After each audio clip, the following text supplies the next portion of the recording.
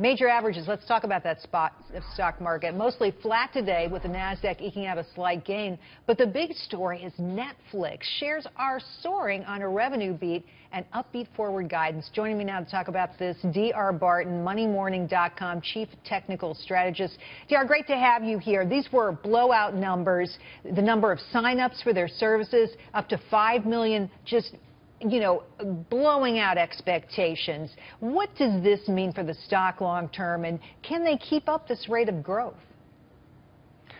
Well, Jerry, the numbers were really good, and if you want a great formula for how to have your stock jump on an earnings report, do well in the last quarter, but give guidance up on earnings plus 9%, on revenue plus 100 million, and on new subscribers expected for Q3, which they said would jump almost 500,000 more than analysts were expecting. So I think your question's a great one. If they can hit their numbers, not exceed them, if they can even hit their Q3 numbers, it'll be another blowout quarter for the company. And well, I guess they probably have more insight into that than we do, but really an amazing quarter and providing content, the new cash cow for the American economy.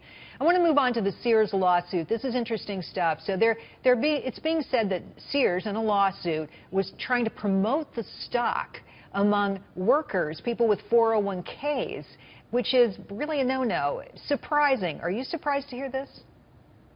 Well, let me say two things in a way of caveats. One, I am not a lawyer. And number two, I haven't gotten to read the whole lawsuit. I've read large excerpts of it. And I'll tell you, I think this may be one of those that's going to kind of go away. Might be a test case. But here's the big thing. They were not, the lawsuit said encouraging 401k members. The only thing they did to encourage the 401k members was to allow the Sears stock to remain an option in their 401k. Now, to the company's credit, they did take that stock out at the end of 2016 after an 80% drop over the previous 3 years.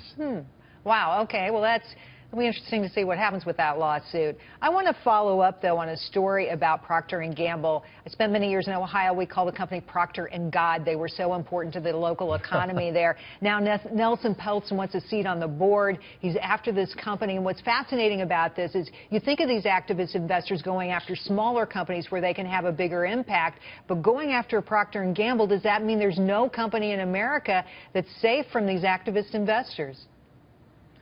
Well, that's a possibility, Jerry, and I'll tell you his last couple of targets. I interviewed with P&G when I was an engineering student in college for a job, but I got a job with DuPont, his last target. So he is going after old school, big asset companies with lots of bureaucracy, trying to find places for them to trim down that old school, company kind of style. P&G is a 187-year-old company, and I think there isn't any at least old school company that will be safe from the rigors of activist investors. To their credit, P&G has already done a lot of cutting. They've gone from 16 units to 10. They've gotten rid of, I think, 100 brands. They've really gone on a diet here. Maybe they need to go on a bigger diet. I don't know. But what would you tell Procter & Gamble investors tonight? Should they hold on to that stock? Should they buy? Should they sell?